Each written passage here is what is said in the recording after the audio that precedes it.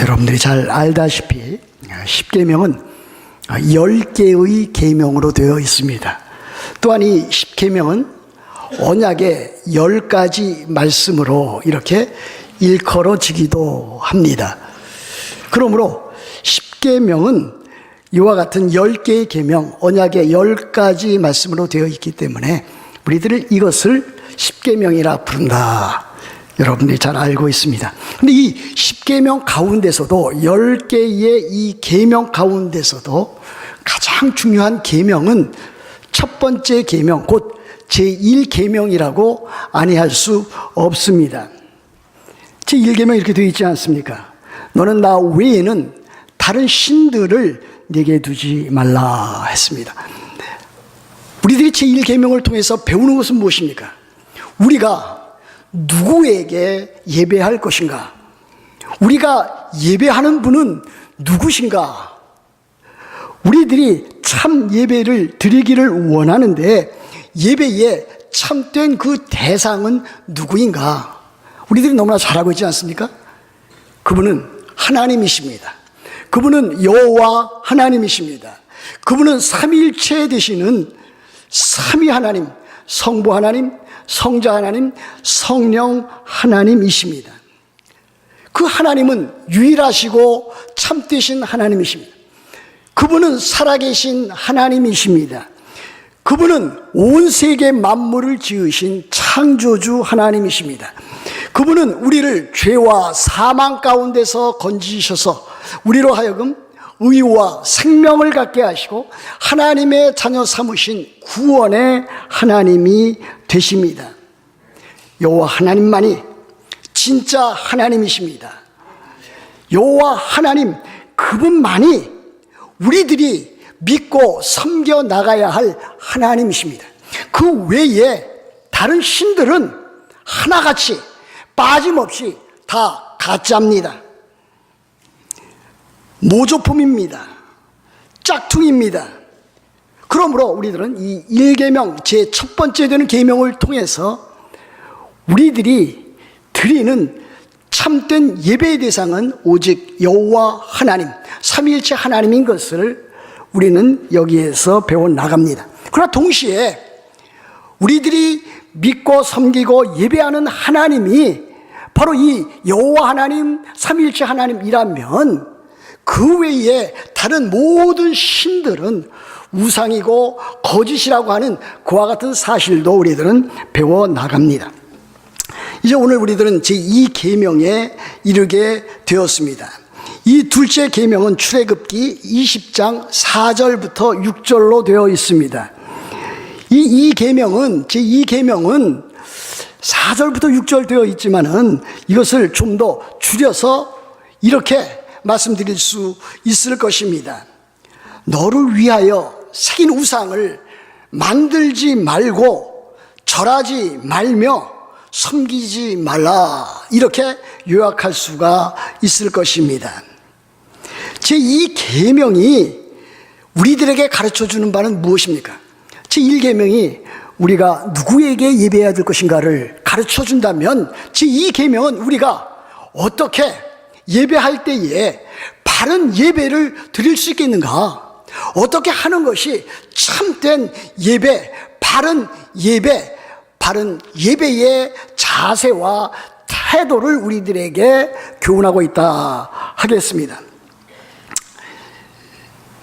제2계명이 하나님께서 명령하시는 참된 계명임에도 불구하고 참으로 이 세상에 사는 많은 사람들, 심지어 이스라엘 백성들, 그리고 오늘 참으로 신자요 그리스도인이라고 하는 우리조차도 얼마나 많은 잘못된 예배를 드리고 있는가. 오늘 이 시간에 우리들 자신의 모습을 반성하고 또 되돌아보고 성찰하는 시간을 가져야 될 것입니다.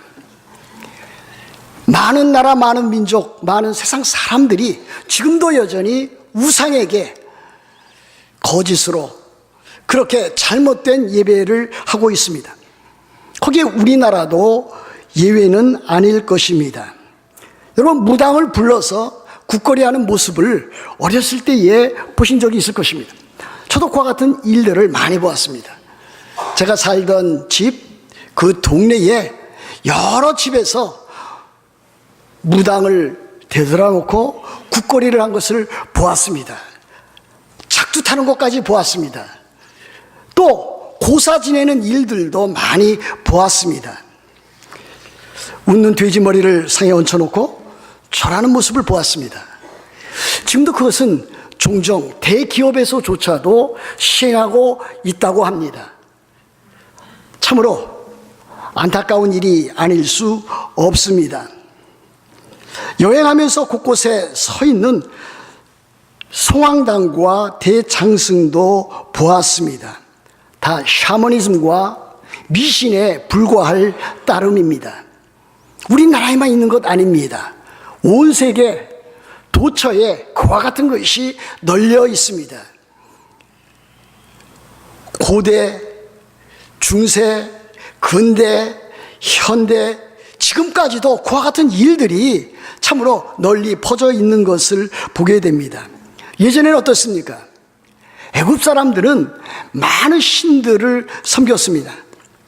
지난주에 말씀드렸듯이 10가지 재앙이라고 하는 것은 하나님만이 참 신이고, 이 애굽에서 섬기는 그 우상들은 다 거짓이고 가짜라고 하는 것을 밝히 보여주는 하나님의 진노의 재앙이라고 하는 것을 말씀을 드렸습니다. 애굽에는 태양신이 있었고, 이시스 신이 있었고, 오시리스가 있었고, 또한 아피스 신이 있었습니다. 가나안 사람들은 또 어떠했습니까? 바알과 아스다롯과 그리고 아세라 등을 우상으로 섬겼습니다. 로마 캐톨릭은 어떻습니까? 로마 캐톨릭도 그와 다르지 않습니다. 성모 마리아 상을 비롯한 예수의 상을 만들어 놓고 있습니다. 성인들의 상들을 조각이나 초상으로 만들어 그것에 기도하고 절하고 숭배합니다. 로마 가톨릭의 성상이나 성화 숭배 역시 제2계명을 직접 어기는 우상 숭배라 아니할 수 없습니다. 어느 교회에서 예배당으로 들어가는, 우리 교회도 통로가 있습니다만은 그 통로에 대형 예수님의 초상화를 걸어 놓았습니다. 아마 좋은 뜻으로 걸어 놓았겠지요.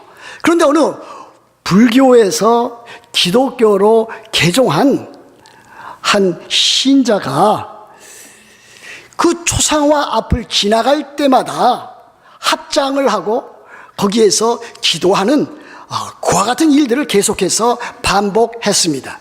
그것을 어느 날 목사님이 목격하고는 그와 같은 것을 당장 철거해버린 일이 있었습니다. 아주 잘한 일 아니겠습니까? 만일 그와 같은 초상화가 우상의 역할을 한다면, 그 초상화를 놓고서 기도하고 있다면 그것은 참으로 또 다른 하나의 우상 숭배라 아니할 수 없습니다. 인간은 매우 감각적이고 육감적입니다. 여러분이나 저나 동일합니다. 그래서 눈으로 보고 손으로 만질 수 있는 그와 같은 것을 형상화시켜서 신으로 섬기는, 하나님으로 섬기는 그와 같은 일들이 비일비재합니다. 인간의 상상력과 인간의 또 그와 같은 추리력을 통해서 실제로 보고 만질 수 있는 상을 창출해냅니다. 바로 그것이 우상입니다. 하나님은 영이시니 예배하는 자가 영과 진리로 예배할지니라 그랬습니다. 하나님은 영이십니다. 손으로 만질 수 없습니다. 눈으로 볼 수 없습니다. 그러므로 사람들이 추구해 나가는 그와 같은 신 하나님과는 참으로 엄청나게 구별되는, 차별화되는 그 하나님이 우리 그리스도인들이 믿는 참 하나님이 되십니다. 우상은 무엇입니까? 시편 기자는 시편 115편 4절부터 7절에서 우상의 실체에 대해서 이렇게 폭로하고 있습니다.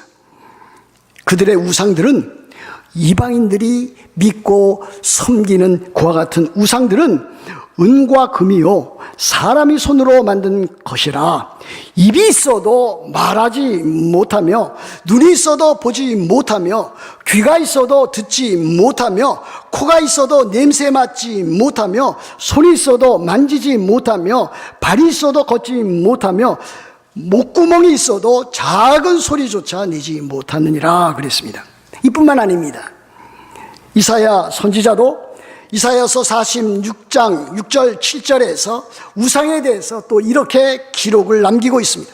사람들이 주머니에서 금을 쏟아내며 은을 저울에 달아 도금 장애에게 주고 그것으로 신을 만들게 하고 그것에게 엎드려 경배하며 그것을 들어 어깨에 메어다가 그의 처소에 두면 그것이 서 있고 거기에서 능히 움직이지 못하며 그에게 부르짖어도 능히 응답하지 못하며 고난에서 구하여 내지도 못하느니라 그랬습니다. 우상에 대한 얼마나 참으로 통렬한 비판과 비난입니까?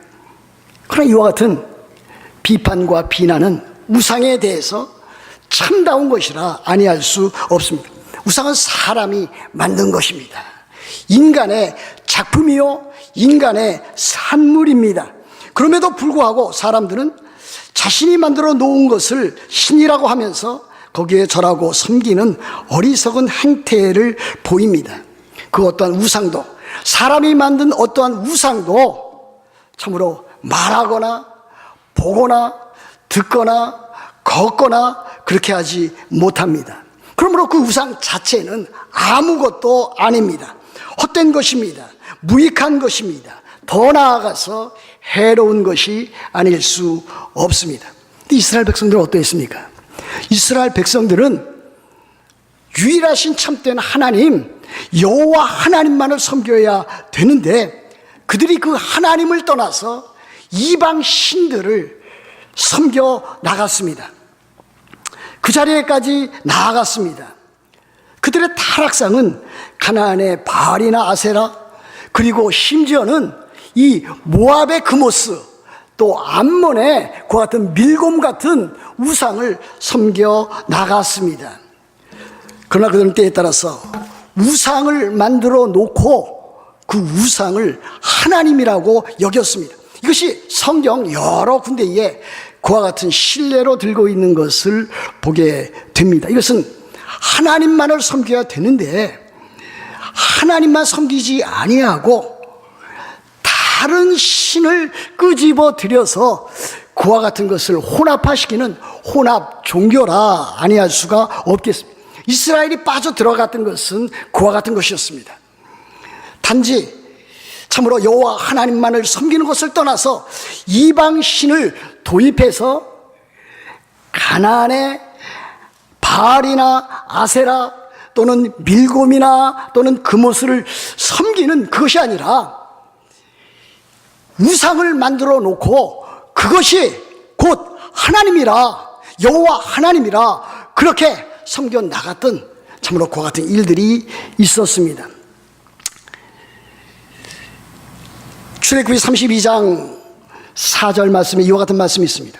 아론이 그들의 손에서 금고리를 받아 부어서 조각칼로 새겨 송아지 형상을 만드니 그들이 말하되, 잘 들어보십시오, 이스라엘아 이는 너희를 애굽 땅에서 인도하여 낸 너희의 신이로다 그랬습니다. 그래서 무엇입니까?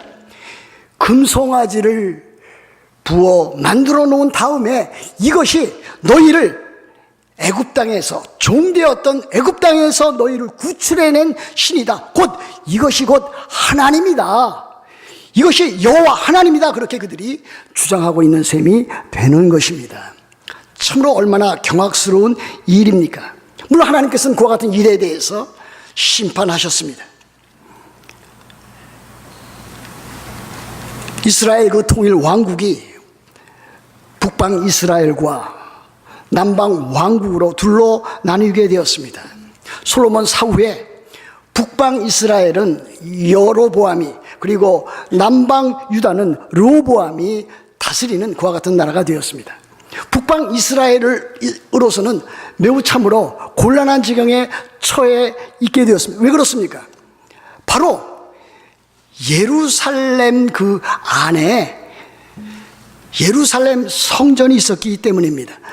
그러므로 북방 이스라엘의 그 여로보암 왕은 자칫 잘못하다가는 북방 이스라엘, 지금은 자기를 따르는 그 백성들이 예루살렘으로 와서 여호와 하나님을 섬기겠다고 하면은 그들이 자기를 죽이고 또다시 남방 유다로 복귀할까봐 염려를 많이 했었습니다. 그래서 그 한 일은 무엇입니까?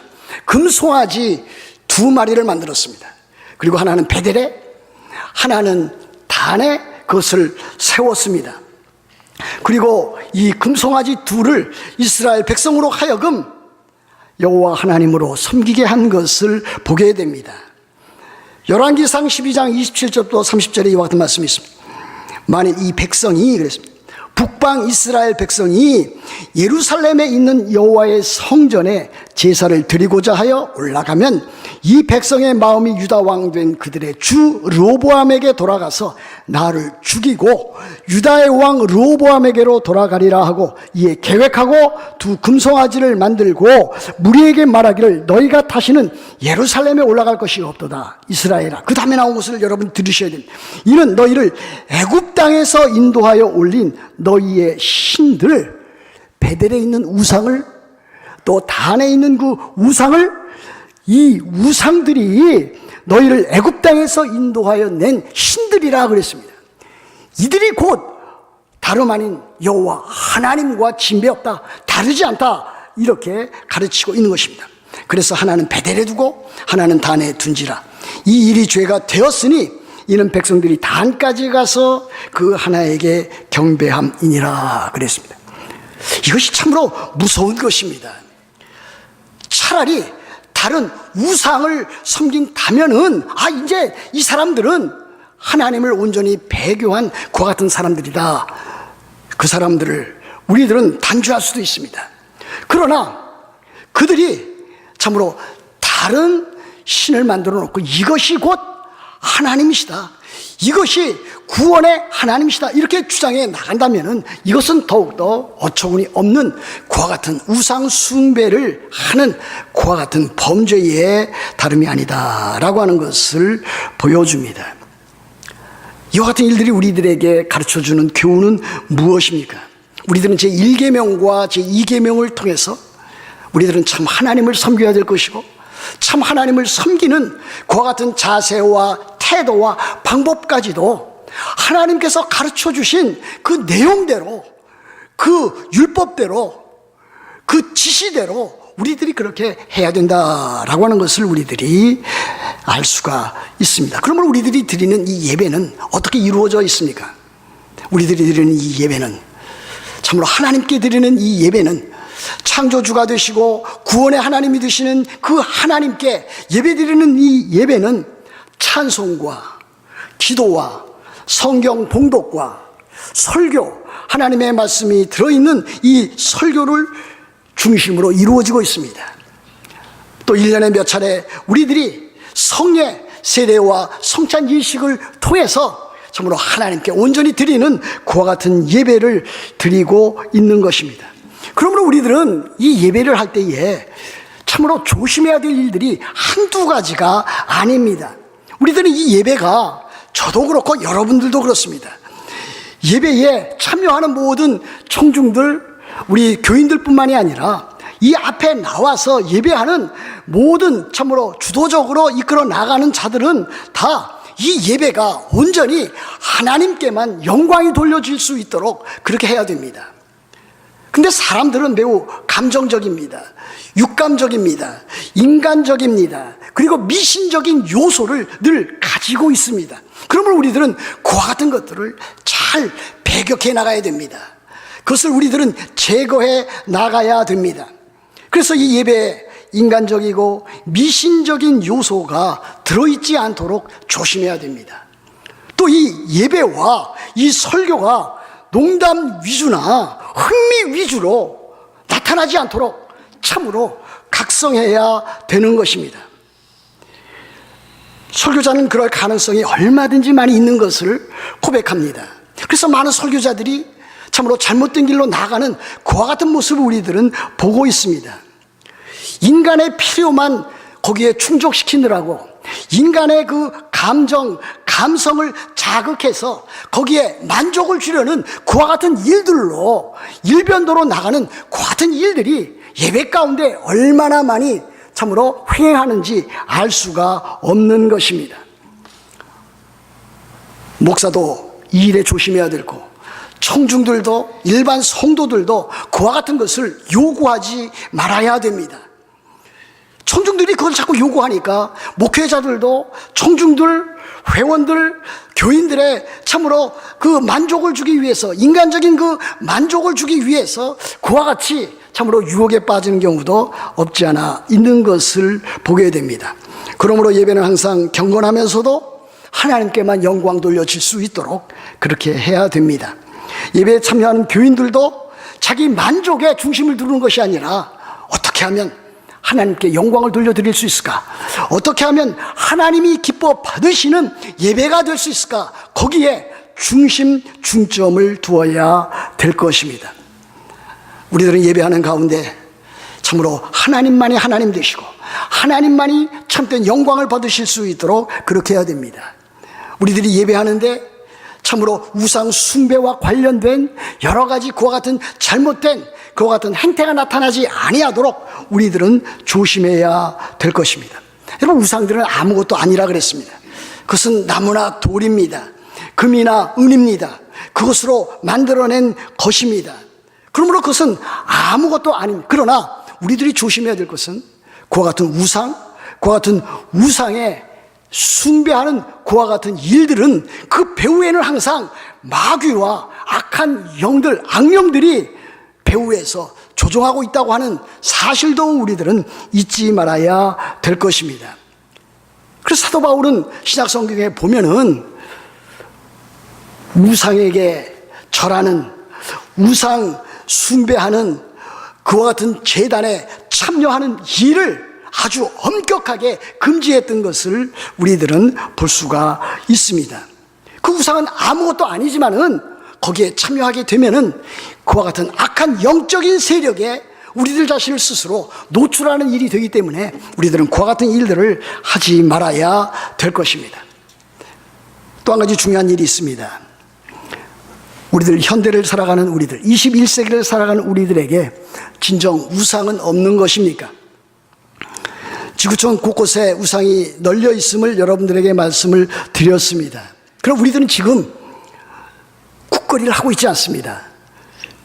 우리들은 고사를 지내지 않고 있습니다. 우리들은 성모 마리아나 기타 로마 캐톨릭에서 말하는 그 어떤 성인들의 그와 같은 성상이나 그와 같은 성화에 우리들은 절하거나 예배하거나 경배하지 않습니다. 우리들은 점치러 가거나 점성술이나 영매들에게 우리들은 자기 자신을 접촉시키지 않습니다. 우리들은 마땅히 그래야 됩니다. 우리들 모두는 그러하고 있다고 저는 믿습니다. 그러나 우리들은 또 다른 현대판 우상에 빠질 가능성이 얼마든지 있습니다. 지난주에 말씀드렸듯이 우상 숭배, 현대판 우상 숭배는 무엇인가? 그것이 탐심이라 그랬습니다. 사도 바울은 골로새 3장 5절에서 탐심은 우상 숭배니라. 그러므로 땅에 있는 지체를 죽이라.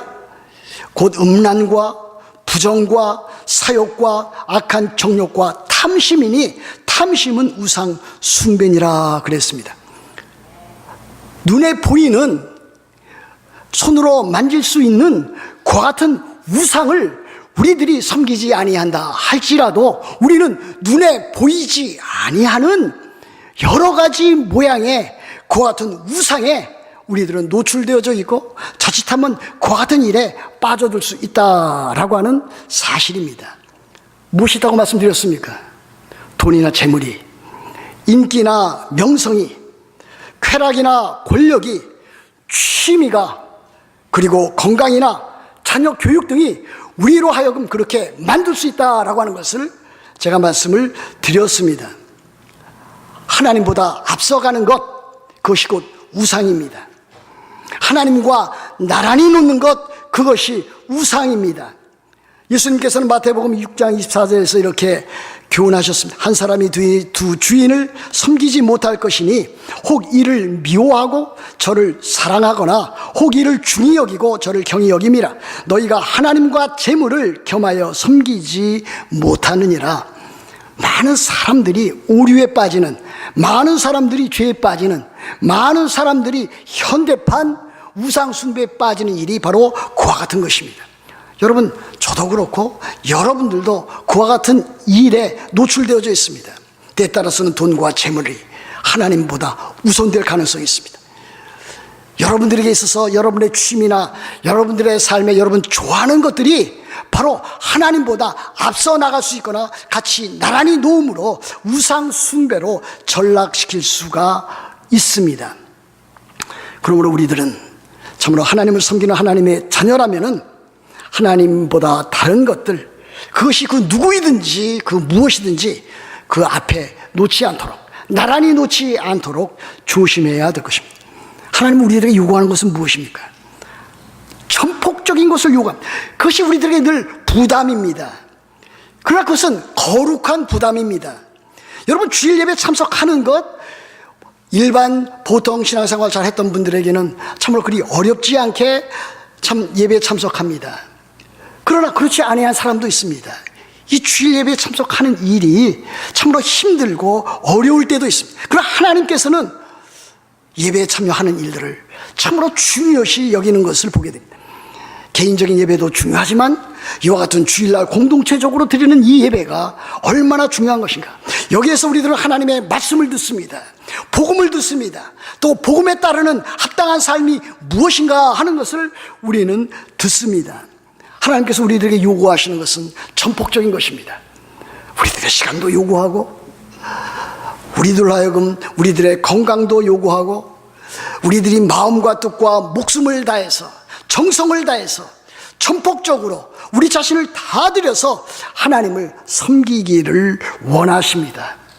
만약 그렇게 하지 않는다면 하나님은 질투하시는 하나님으로서 여러분들에게 다가서게 될 것입니다.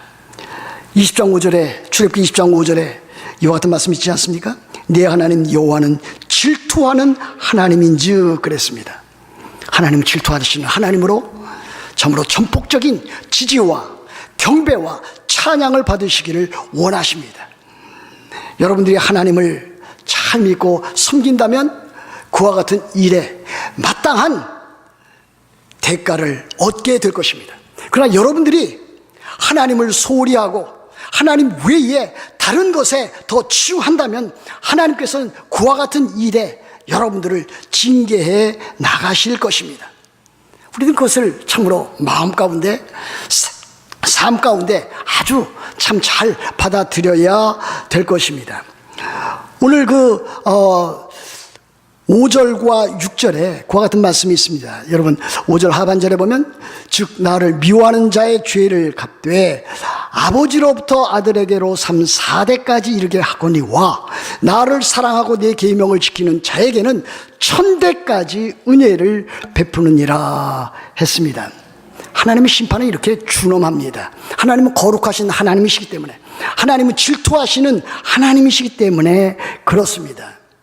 하나님의 말씀대로 잘 살지 아니한다면, 하나님을 바르게 예배하지 아니한다면, 하나님을 떠나서 다른 것에 우상을 섬긴다면 하나님은 그렇게 징계하시고 벌을 내리실 것입니다. 여기 이렇게 되어 있지 않습니까? 나를 미워하는 자의 죄를 갚되 아버지로부터 아들에게로 3, 4대까지 이르게 하느니라. 이스라엘 백성들, 유대인들은 그와 같은 대가족 가운데 살았습니다. 할아버지가 있고 아버지가 있고 자식이 있고 그 손자가 있는 4대까지 살았습니다. 한 가정이 그렇게 산 경우가 많이 있었습니다. 저도 그렇게 살았습니다. 저도 4대가 살았습니다. 한때는 우리 집에 4대가 살면서 저희 할머니, 저희 부모님, 그리고 저희 6남매 형제들, 저희 조카들 이렇게 해서 13명이 한 가정을 이루면서 그렇게 살았습니다. 4대가 산 셈입니다. 이렇게 많은 사람들이 살 때에, 식구들이 살 때에 가장 중요한 역할은 무엇입니까? 누굽니까? 부모입니다. 부모가 가장 중요한 역할을 합니다. 부모의 경제 상태, 부모의 신앙 유무, 부모의 자녀들에 대한 사랑, 부모의 성격, 성품, 이와 같은 것들이 그 가정의 분위기, 자녀들에 대한 모든 교육, 자녀들의 모든 일들을 잘 이루어 나가게 합니다. 그 가정의 모든 것을 좌우하는 것은 부모입니다. 부모의 영향력이 자녀에게 전달이 되어집니다. 특히 부모의 영적인 영향력은 막대합니다.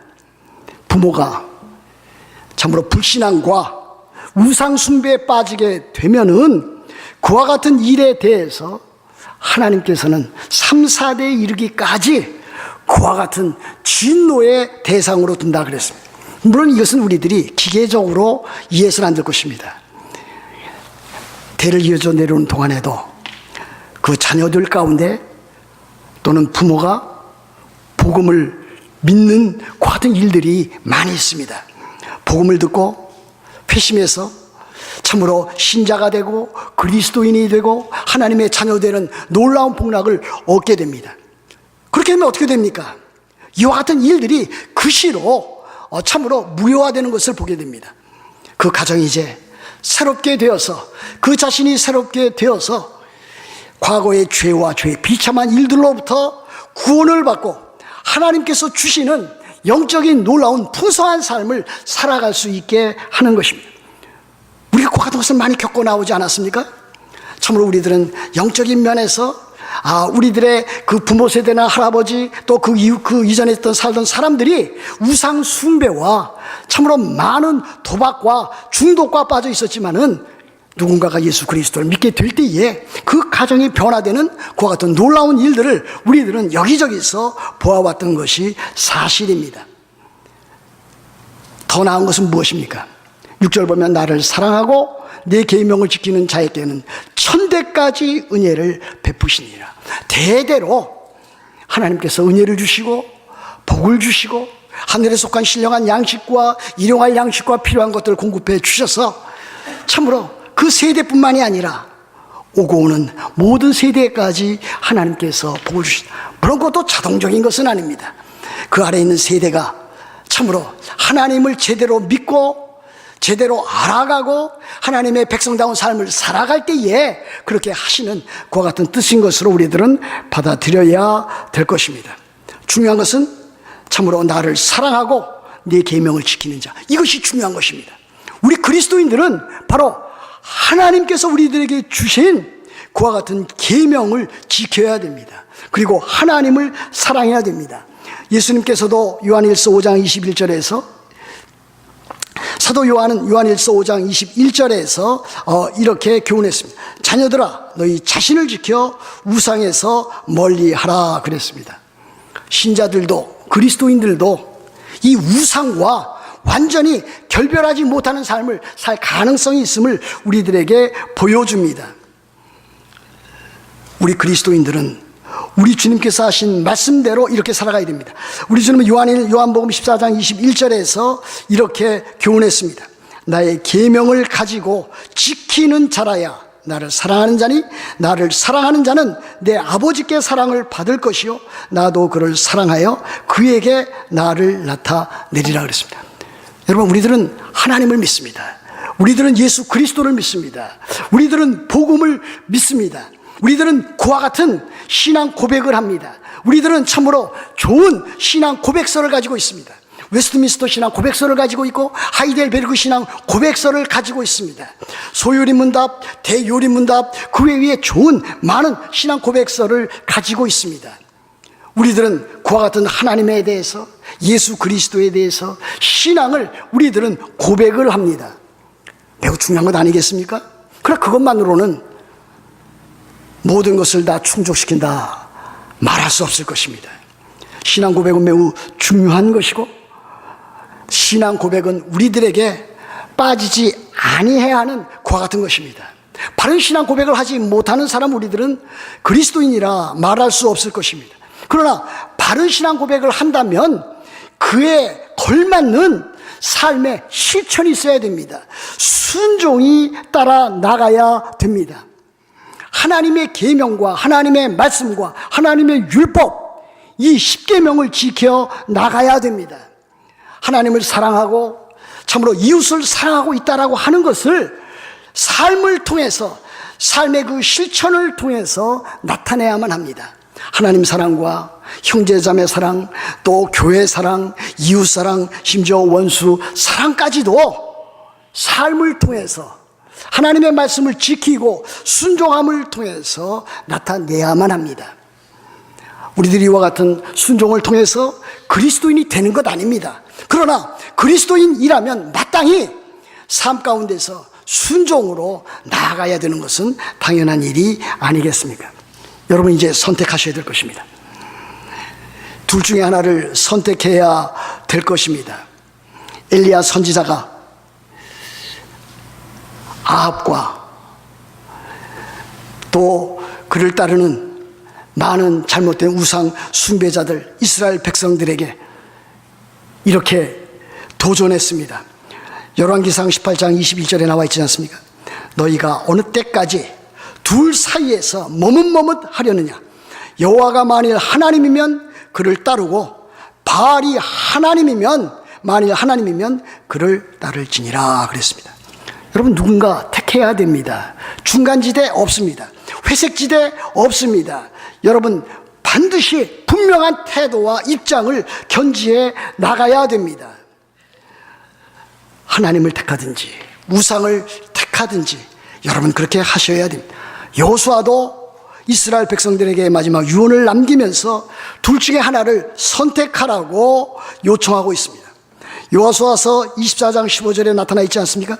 만일 여호와를 섬기는 것이 너희에게 좋지 않게 보이거든 너희 조상들이 강 저쪽에서 섬기던 신들이든지, 이스라엘 백성들 전에 있었던 아브라함과 그 이전에 데라라든지 참으로 유프라테스 강 그쪽에 있었던 그들이 섬겼던 그와 같은 신들이라든지, 또는 너희가 거주하는 땅에 있는 아모리 족속 가나안의 신들이든지 너희가 섬길 자를 오늘 택하라.